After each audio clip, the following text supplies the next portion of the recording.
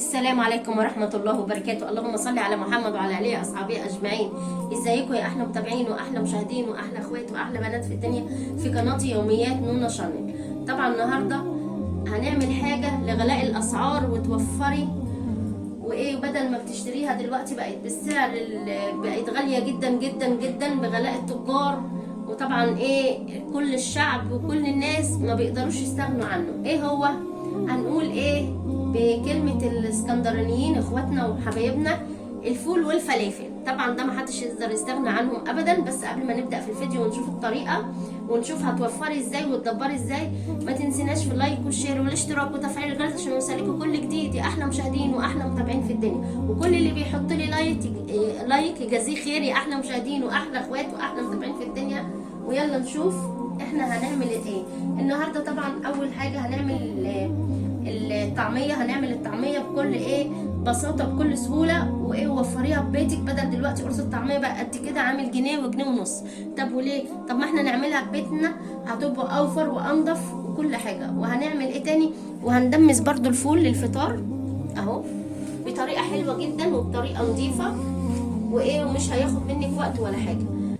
نشوف الاول ايه طريقه الطعميه. طبعا انا هنا معايا نص كيلو فول مدشوش غسلاه ونقعاه من بالليل. اغسليه ونقعيه من بالليل ومصفياه بالمنظر ده. ومعانا هنا ربطتين كرات اهو، وربطه بقدونس وربطه كزبره وربطه شبت. بس ما تكتريش الخضره عشان ما تسودش منك. معانا ايه هنا؟ بهارات. معايا ملح وكمون وكزبره بس، هيخلي حياتك منوره. وهنا معايا توم ومعايا ايه بصلايه. ده للايه؟ ده للطعميه. هنا بقى نيجي للفول المدمس اللي احنا هندمسه. هنا بقى معايا ايه دي ايه التركه مني. معايا فول مدشوش اهو. طبعا بيخلي طعمه حلو جدا وبيخلي طعمه حلو. طبعا اخده حبه من ايه من فول الطعميه المدشوش ونص كيلو فول. ومعايا هنا حبه عدس ومعايا طماطمايه ومعايا جزرايه ومعايا ليمونه. الاول هنعمل ايه قبل ما نبدا في الفيديو؟ هنولع الاول على الفول المدمس ده وبعدين نعمل الطعميه عشان الفول طبعا بياخد مننا وقت. زي ما انتم شايفين كده حبايبي، رجعت لكم تاني. طبعا ايه اللي عنده دماسه يدمس فيها. انا صراحه ما عنديش، انا على طول بدمس في الحله الاستانلس دي. هنا حطيت بقى الفول وايه يعني نص كوبايه فول مدشوش على نص كيلو الفول. حطيتهم كده في الحله بالمنظر ده. وهننزل عليها بالجزر والطماطم والليمونه. الليمونه دي ليه عشان ما تسود لناش الفول. وهننزل طبعا بالعدس كده عشان يخلوا لنا لونه حلو جدا زي ما انتم شايفين كده. وهننزل عليه بالميه اهو. هنولع عليه بقى النار لغايه ما يغلي وتوطيه تخليه زي السبرتايه بالظبط. وبدل انت نقعاه من بالليل مش هياخد منك يعني وقت ولا حاجه. لازم الفول يتنقع عشان ايه ما ياخدش منك سوا كتير. انا هولع عليه وهنيجي مع بعض نكمل بقيه الطعميه.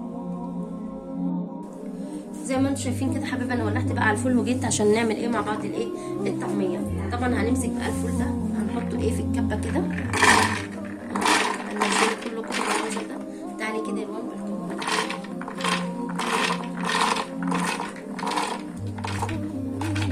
احط نصه كده واضربه ونحط النص التاني.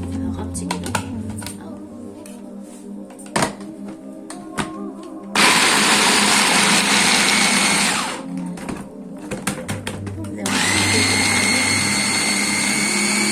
هضرب بقى كل الفول وارجع لكم تاني. زي ما انتم شايفين كده حبايبي، هنا بقى طحنت الفول خلاص. هنا هحط ايه بقى معاه؟ هحط هنا في الكبه هحط البصل. هنزل بالبصل كده اهو والثوم كده. وهضرب برضو اهو.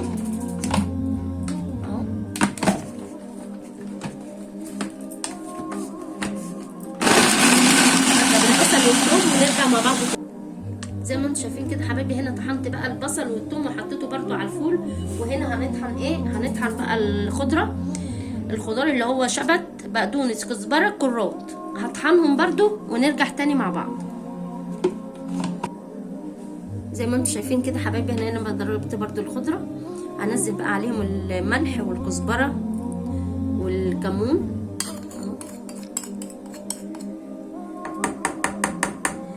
في بقى ناس ايه بتحطي عليها كربوناتو، عايزه تحطي حطي، بس صراحه انا مش هحط. لما اجي اقلي ابقى احط حبه ايه بيكنج باودر، اما كربوناتو صراحه ده انا مش بستعمله خالص. هنا بقى هقلبها حلو جدا في بعض وايه، وهضربها تاني برضو ضربه تاني، كله بقى ايه مع بعضيه كده، وتبقى احلى طعميه تعمليها ببيتك واوفر واضمن. بدل دلوقتي بيستغلوا الناس وبيبيعوا قرص الطعميه في كل بياع بيبيع بمزاجه، اللي بيبيع لك القرص بجنيه واللي بيبيع لك القرص بجنيه ونص. والله انا يوم الجمعه ويوم السبت ده بجيب فطار ب50 جنيه بس، فول وطعميه وعيش. يعني طب وليه؟ ما هيبقى عندنا الفول وعندنا الطعميه وعندنا حاجتنا في ايه في بيتنا طبعا، وتوفري وتدبري لنفسك. زي ما انتم شايفين كده حبايبي. هنا بقى قلبتها كلها كده، هاخد برضو ايه وهضربها تاني في ايه في الكبه كده، هاخد ايه حبه حبه اهو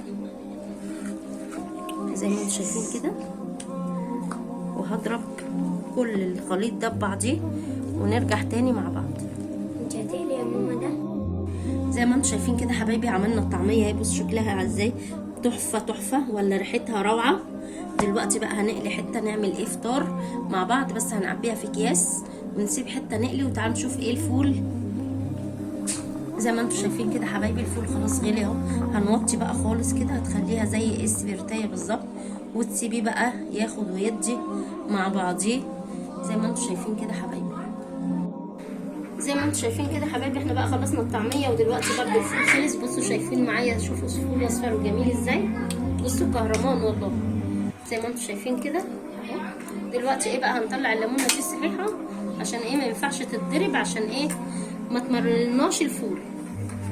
ولو الفول ده عندك هاند بلندر اضربيه على طول، لو ما عندكيش اضربيه ايه في الكبه نص ضربه. صراحه ايه انا هضربه في الكبه هنا كده، اعبيه هنا كده بالجزر بكله. طبعا ما ترميش جزر ولا طماطم، زي ما هو كده. هي بس الليمونه اللي انت ايه ترميها بس. اما كله يتضرب في بعضيه كده هضرب كله كده وارجع لكم تاني. زي ما انتم شايفين كده حبايبي انا بقى خلصنا الفيديو خلاص. عملنا الفول اهو عبيناه، بصوا شكله حلو ازاي في الكيس، ضربنا نص ضربه اهو، بصوا شكله حلو جدا. عمل لنا نص كيلو، عمل لنا 5 اكياس حلوين اهو، حلو جدا. وادي الطعميه برضو اهو. شوفي بقى الكيس ده هتجيبيه من عندك اوفر واضمن وانضف. ويا رب النهارده يكون الفيديو عجبكم وتكونوا بتستفادوا من فيديوهاتي في قناتي يوميات نونا شانل. وما تنسوناش بقى ايه في دعوه من عندكم كده، والقناه تكبر بيكم احلى مشاهدين واحلى متابعين في الدنيا. واستنونا في فيديوهات احسن واحسن، والسلام عليكم ورحمه الله وبركاته.